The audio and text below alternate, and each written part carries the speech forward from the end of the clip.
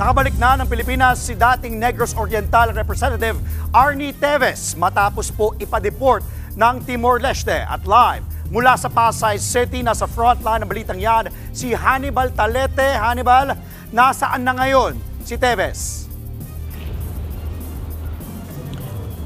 Andre, nandito sa National Bureau of Investigation sa headquarters sa Pasay City, nagpalipas na magdamag si dating Negros Oriental Representative Arnie Teves. Pasado alas 11 kagabi na makalapag sa Villamor Air Base ang eroplanong sinasakyan ni Teves. Mula doon, dinerecho din sa NBI si Teves. Nakasuot siya ng bulletproof vest at nakaposas tin. Pagkarating sa NBI, agad siyang sumailalim sa booking procedure. Kinunan siya ng fingerprints at isiniralim sa medical check-up. Kagabi rin, dumating dito sa NBI ang abogado ni Teves na si Attorney Ferdinand Topacio at ang ina na dating mangbabatas sa si Zenaida. Naharap si Teves sa patong-patong na kasong murder at frustrated murder, kaugnay ng pagpatay kay dating Negros Oriental Governor Roel Digamo at iba pa.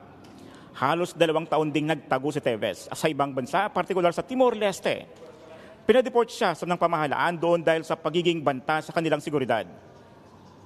Ayon kay Pangulong Bongbong Marcos, panahon na para harapin ni Teves ang hustisya. Pakinggan natin ito.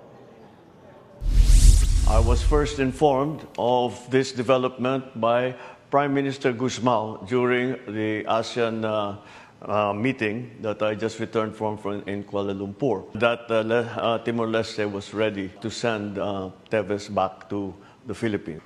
Would like also to assure all our citizens that such lawlessness will not go unpunished, and it is now time for Arnie Teves to face justice.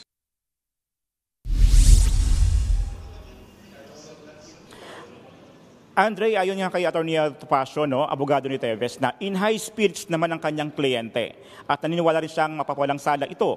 At ngayong umaga, nakatakdang dalhin si Teves sa detention facility ng NBI sa Muntinlupa. Andre. Maraming salamat, Hannibal Talete.